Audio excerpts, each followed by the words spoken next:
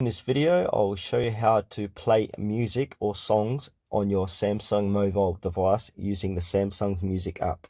If you find this video useful, please leave a like and subscribe to our channel. In saying that, let's just jump straight into it. Alright guys, we're going to use the Samsung Music app for this tutorial. So if you haven't already done so, go to your Play Store and download the Samsung Music app. So type in Samsung Music app and click on this one here. It's the official music app of Samsung. So if you scroll down, it should have over 1 billion downloads and 750,000 reviews. So once you've downloaded and installed the Samsung Music app on your phone, go ahead and click on open. And then you want to go ahead and click on continue. Click on allow. Click on allow. And now you're inside the Samsung Music app.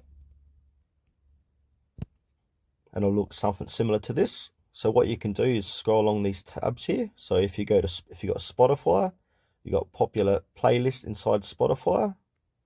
If you go to favorites, this is where all your favorites are kept. Playlist, the same tracks.